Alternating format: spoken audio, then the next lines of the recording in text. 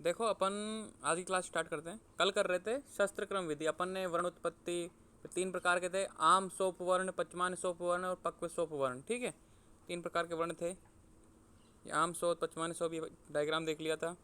फिर चिकित्सा देख ली थी अपन ने। फिर अपन ने ये पाटन विधि भी कर लिया था, छेदन विधि भी कर लिया था अपन ने, और ये सब कंप्लीट कर लिया था। मतलब ये पश्चात क्रम में आ रहे थे जितने भी, ये सब अपन ने कर लिए थे। अब करेंगे वर्ण में वर्ती प्रवेश के नियम, विकेसी का। ये एक तरीके से वर्ती, वर्ती क्या होती है, मतलब जो किनारों से पतली होती है और बीच में से मोटी होती है। किसकी होती है ये? औषधि टाइप की होती है, मतलब औषधियों की बनी होती है। तो क्या है, इसके बारे में बात करते हैं आज। यहीं से स्टार्ट करना ना, वर्ण में वर्ती के प्रवेश के नियम। अपन ने ये सब कर लिया था कि वर्ण के बढ़ जाने पर अजीर्ण, व्यायाम, व्याभाव आदि, अति क्रोध आदि भी छोड़ देंगे। घाव भर जाने पर कि ये सब चीज़ें छोड़ देनी चाहिए। तो अपन करेंगे अब वर्ण में वर्ती प्रवेश के नियम। विकेसिका का उद्देश्य है, विकेसिका पूती मांस। पूती मांस क्या होता है? सड़ा हुआ मांस। ठीक है, पू को पू स्थान को, मतलब जो पस होती है, जो मवाद पड़ती है ना, गंदगी बढ़ती है, वो पीला पीला सा पदार्थ होता है। ठीक है, पू को पू स्थान को, पू या मार्ग को शीघ्र शुद्धि कर देती है, और जो मतलब वो गंदगी है ना, उसको साफ कर देती है पूरी तरीके से, और जो उसका मार्ग है जहाँ पे वो फैली हुई है उसको ठीक कर देता है। मतलब ये जो है ना, विकेसिका एक तरीके से औषधि वाली, औषधियों की बनाई जाती है। ठीक है, और किसकी? विकेसी का मतलब वर्ती टाइप की बनाई जाती है, जिसको घाव पे लगाते हैं। एक तरीके से कैप्सूल टाइप की, जिसको लगाते हैं, जिससे क्या होता है कि सड़े हुए मांस को ठीक कर देती है। ठीक है, और फिर पूरे स्थान को, जो मतलब गंदगी वाला स्थान था, मतलब मवाद वाला था, पस थी, उसको भी वो साफ कर देती है। इसके गुण क्या हैं? अति स्निग्ध, अति रुक्ष, सलत, गाढ़, दूर स्थान में रखी हुई वर्ती प्रयोग न करें। कहने का मीनिंग ये है कि ये गुणों वाली आपको प्रयोग नहीं करनी, कि ज़्यादा गीली नहीं होनी चाहिए, ज़्यादा रुक्षता वाली भी नहीं होनी चाहिए, ढीली भी नहीं होनी चाहिए, गाढ़ दुर्न स्थान में रखी हुई, मतलब गंदे स्थानों पर रखी हुई, ऐसी चीज़ का प्रयोग नहीं करना चाहिए। ऐसी वर्तियों का प्रयोग नहीं करें। अब अति स्निग्ध करोगे तो क्या होगा? क्लेदता बढ़ेगी। क्लेदता यानी मतलब स्निग्धता, मतलब एक तरह से लिक्विड टाइप सा भरेगा उसमें, मतलब रसना जैसे लिक्विड बढ़ता है ना, जैसे लिक्विड अपने पस पड़ती है, उसमें लिक्विड सा रह जाता है, तो ऐसी स्थानता बढ़ जाएगी अगर अति स्निग्ध करोगे। मतलब ज़्यादा स्नेह युक्त वर्ती यूज करोगे तो क्लेदता बढ़ जाएगी। मतलब एक तरीके से लिक्विड, उसमें जो घाव है उस पर लिक्विड बहता रहेगा, ऐसा लगता है कि लिक्विड बहता ही रहा है इसमें। अति रुक्ष करोगे तो क्या होगा? मांस का छेदन, अति पीड़ा और रक्त निर्वहन। कि अपन ने देखो, अपने घाव हो रहा है, ठीक है, एक अल्सर हो रहा है, उसमें अपन ने क्या रख दी? अति रुक्ष विकेसिका रख दी।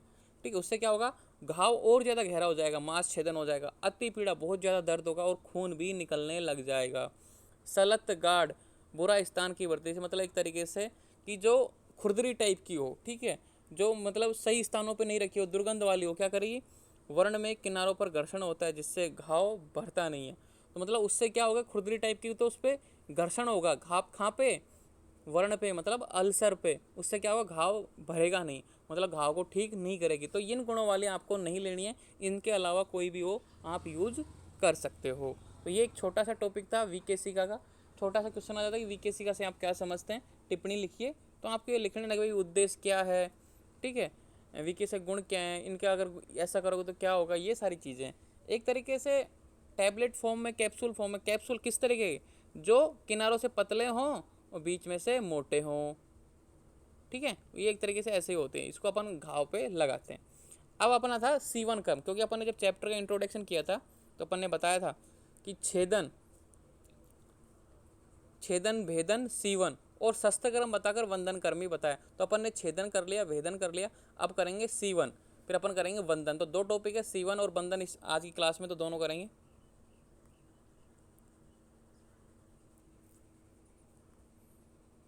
तो C1 क्रम मतलब सूचरिंग, सूचरिंग यानी टाँके लगाना। अब किसी भी कोई घाव हो गया, स्टेंट हो गया, ठीक है, फ्रैक्चर हो गया, तो अपन टाँके लगाते हैं कि खाल त्वचा फट गई, ठीक है, स्किन कट गई, तो अपन टाँके लगाते हैं। तो सूचरिंग C1 क्रम यानी सूचरिंग, मतलब सूचरिंग पड़ेंगे, टाँके लगाना। C1 का अर्थ है सिलना। यह सूची नामक शस्त्र से स्नायु सूत्र या वल्कल के रेशे से के प्रयोग से किया जाता है। आजकल तो वो कैट का आ गया, मतलब जैसे कि नाम आते हैं, वो जो टाँके वाला धागा होता है ना, जैसे ये रहा catgut, silkworm gut, आजकल तो ये यूज़ करते हैं, लेकिन पहले क्या यूज़ करते थे? इन धागों की जगह स्नायु सूत्र या वल्कल के रेसे, वल्कल एक प्लांट है, उसके रेसे प्रयोग किए जाते, मतलब इनसे टाँके लगाए जाते थे। बहुत सी जगह वो एक चींटी आती है रेड कलर की, आंट चींटी, ठीक है, उसके सिरों को अपन खाल पे घिचका देते थे, उससे भी टाँके लगा देते थे। तो ये अलग अलग तरीके थे, पहले के ज़माने की बात करें। आजकल तो मैंने बताया ना अभी कैट गेट के नाम से आता है धागा, उससे यूज़ किया जाता है।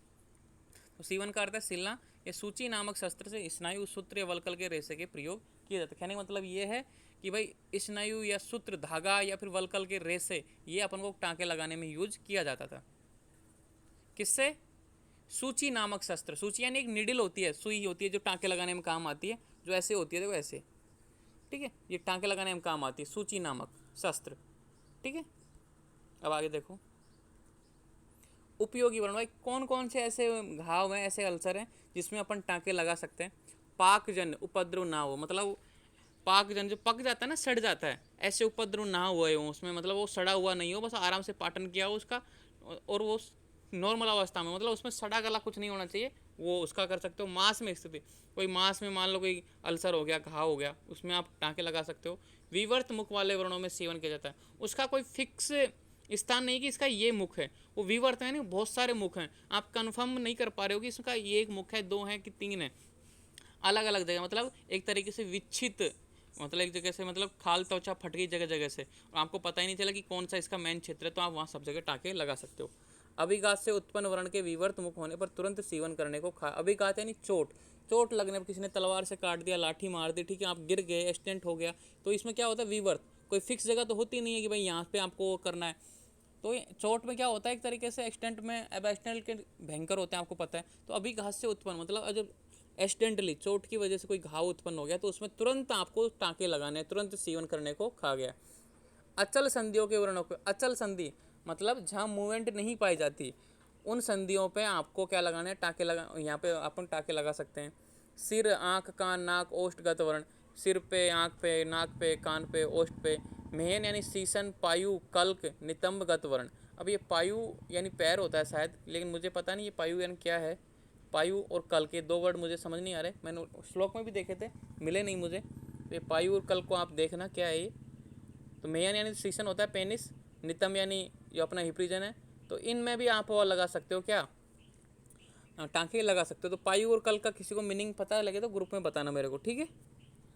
गिरवा, गंड, अरु, वायु, उदरगत वर्ण, मतलब अपनी गर्दन, ठीक है, गला, ये मतलब गाल, अरु, ठीक है। एक तो है उरु, उरु तो क्या होता है? उरु, बड़ा ऊ वाला आता है इसमें, जंगा, ठीक है। एक है ये अरु, बाहु यानी अपने हाथ, उदरगत यानी पेट, इन सब में क्या कर सकते हैं आप? टाँके लगा सकते हैं। और ये पायु और कल का आपको बताना है, कौन बताएगा? जो क्लास में जो भी है सुन रहा है वो ढूंढना इसको कि पायु और कल का मीनिंग क्या है, ठीक है। मेरे को मिलेगा तो मैं ग्रुप में भेज दूंगा। तो इन चीज़ों पे आप मतलब इन सभी घावों में, इन सभी वर्णों में, इन सभी अल्सरों में आप क्या कर सकते हो? टाँके लगा सकते हो। सीवन अयोग्य वर्ण में तो खां पे टाँके नहीं लगा सकते, ये बात जरूरी। देखो ये तो आप रखो या मत रखो ध्यान, लेकिन ये जरूर ध्यान रखना, चल संधि स्थित, मतलब जहाँ पे जो बार बार चलने में, जैसे कि अपनी नी जॉइंट है, ये चलने में काम आता है, एक तरीके से चल संधि है। एल्बो जॉइंट है, ठीक है, एक तरीके से चल संधि है।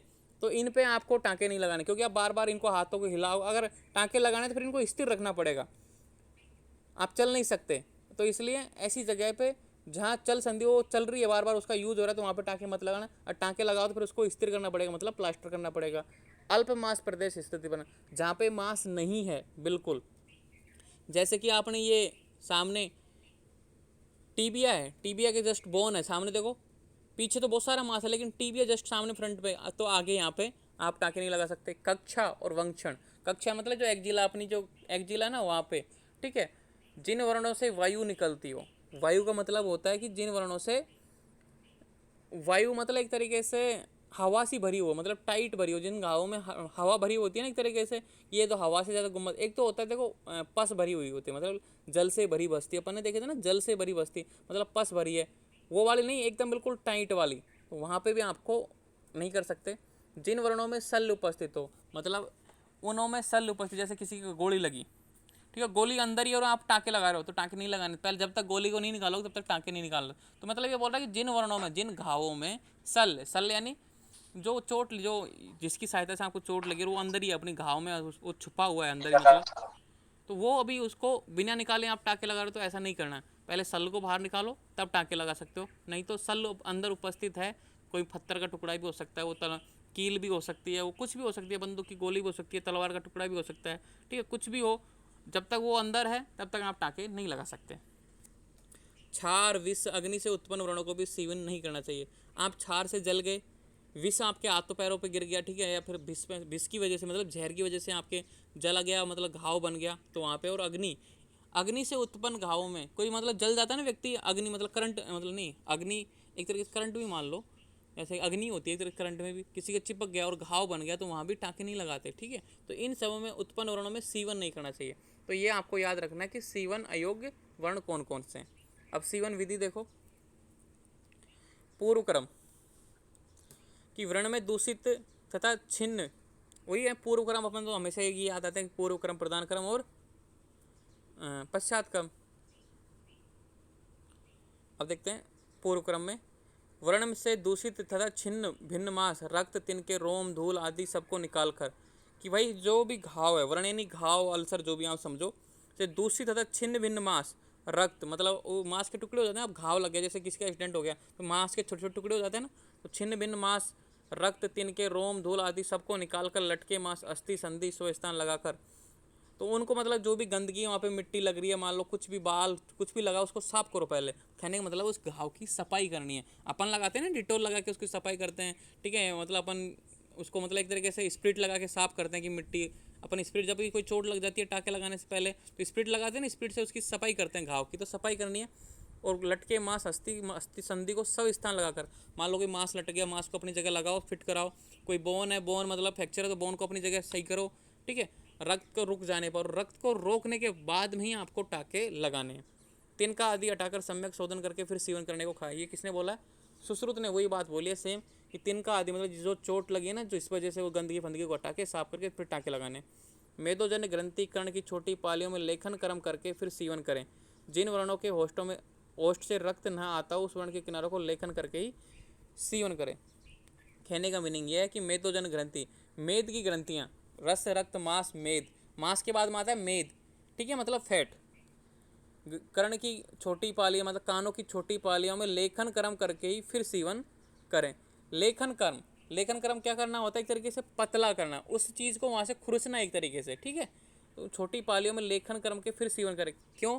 कि जिन वर्णों के होष्ठ से रक्त ना आता उस वर्ण के किनारों को लेखन करके ही सीवन करें।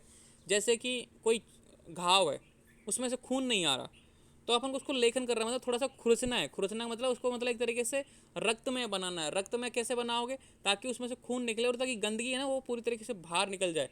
तो मतलब जो भारी त्वचा है ना उसको हटानी है एक तरीके से। लेखन करना उसकी भारी त्वचा को हटानी, ताकि वो नुकसान पैदा ना करे। मतलब भारी त्वचा पे गंदगी लगी रहती है तो उसको हटा के फिर आपको टाँके लगाने हैं। अब है प्रधान क्रम। वर्णों के किनारों को उठाकर और किनारों को ठीक तरह मिलाकर स्नायु, सूत्र या वलकल के रेशे से सीख करें। सीख कर यानी सील दें। कि वर्ण के किनारों को उठाकर मतलब वर्ण के जो किनारे हैं, मतलब एक घाव बन गया, जैसे कि ये घाव बन गया, ठीक है। तो इस किनारे को और इस किनारे को उठाओ, फिर इनको मिला दो। मतलब अपन धागा, कपड़ा फट जाता है तो कपड़े को सिलते हैं ना, वैसे ही। तो वर्ण के किनारे को उठाकर किनारों को ठीक तरह मिलाकर स्नायु, सूत्र, वलकल के रेशे से ठीक सीख करें, मतलब सिल दें। तो ये आजकल तो वो मैंने बताया ना कैट गेट का यूज किया जाता है। सुश्रुत, अस्मंतक, छाल, सन के सूत्र, मुरवा, गुड़ूची के तंतु, अश्व के वालों का भी प्रयोग बताया। तो देखो अश्व के वाल मतलब घोड़े के वालों का भी उपयोग बताया किसने? आचार्य सुश्रुत ने। कि सन के सूत्र, सण के क्या होता है? एक मतलब प्लांट होता है जिससे अपनी जो चारपाई बनती है ना, सण के सूत्र से ही बनती है चारपाई। बहुत तरह के सूत्रों से बनती है। तो जो जितने भी पतले पतले सूत्र हैं उनको मतलब टाके के रूप में यूज लिया जा सकता है। अब देखो आजकल तो catgut, silkworm, gut का अधिक प्रयोग होता है। मतलब आजकल तो ये यूज होता है, कैटजेंट, ठीक है। कैट गेट ये आपको मोस्टली हर मेडिकल पे और हर सर्जिकल में यही यूज होता है आजकल तो, ठीक है। सीवन ना बहुत दूर, ना बहुत समीप, ना बहुत अधिक, ना बहुत कम संख्या में करें। कहने का मीनिंग ये है कि जो सीवन करते हैं ना अपन, जैसे कि जो टाँके लगा रहे हैं, ना तो बहुत दूर करने चाहिए ना बहुत समीप करने चाहिए। मतलब एक मेंटेनेंस होना चाहिए भाई, इतनी दूर से इतनी दूर पे, ना बहुत अधिक पास, ना बहुत अधिक, ना बहुत कम। ऐसे भी नहीं भाई 3 लगा दिए, बहुत बड़ी जगह है उसमें 3 टाँके लगा दिया, हो गया, नहीं। और ऐसे नहीं कि बहुत ज़्यादा, उसमें 3 की जगह आपको लगाने 10 ही जगह थे, 30 ठोक दिया आपने, ऊपर नीचे कर दिया, ऐसे भी नहीं। मतलब मीडियम आपको ध्यान रखना है। तो ना तो ज़्यादा पास लगाना है ना ज़्यादा दूर लगाना है, ताकि वो घाव अच्छी तरीके से भर जाए। अब जो सूची, सूची क्या होता है? जो निडिल जिसकी सहायता से अपन लगाते हैं, ये वाली सूची जिसकी सहायता से आप टाँके लगाते हैं, वो क्या बोल रहा है, सूची ज़्यादा मास वाले स्थान में 3 पार्श्व वाली 3 अंगुल लंबी, कि ज़्यादा फैट मतलब मास है, मतलब वहाँ पे ज़्यादा मसल्स वाला एरिया है, वहाँ पे टाँके लगा रहे तो 3 पार्श्व वाली 3 अंगुल लंबी। कम मास वाले स्थान में 2 अंगुल लंबी। व्रत मुख अस्थि संधि, मतलब ये सुश्रुत बोलता है कि व्रत मुख अस्थि और संधियों में जहाँ लगाते हैं ना 2 अंगुल लंबी होती है। मर्म स्थान और पक्वाशय अमाशय में क्या होता है, 1.5 अंगुल लंबी। ठीक है। धनुर्वन्ना और विहिर बन्ना, मतलब एक तरीके से सूचियों के वो हैं नाम, मतलब ये शस्त्रों के नाम है, धनुर्वन्ना और विहिर बन्ना, वकना कुछ ऐसा ही नाम है। ठीक है। ये सुश्रुत बताते हैं लास्ट में, ये दो आगे देखो, यहाँ पे सुश्रुत नहीं लिखे हैं, ये देखो व्रतमुख संधि अस्थि और धनुर्वन्ना संधि और विहिर, ये मतलब मर्म स्थान पर कितनी लंबी है, 1.5 अंगुल।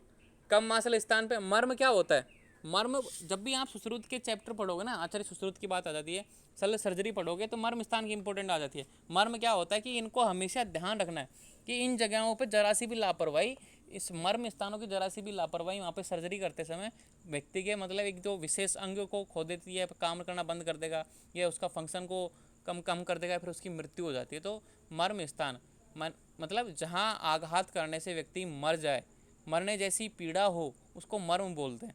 तो वहाँ पे ये बोलता है कि मर्म स्थान पे कितनी है, 1.5 अंगुल लंबी।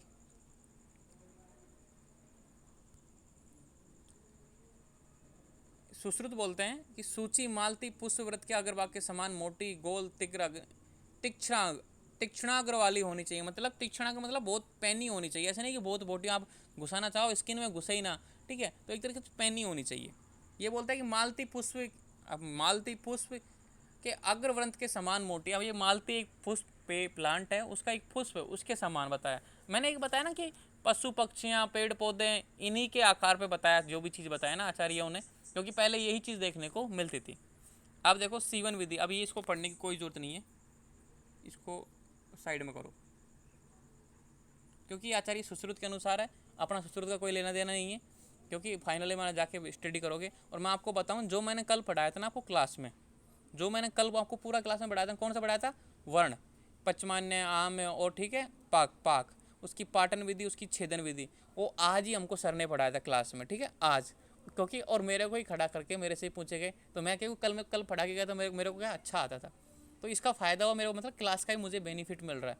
तो जो अपन ने ये कर्म देखे थे ना, कितने ये कर्म, मैं बताऊँ आपको, ये नहीं, ये वाले नहीं,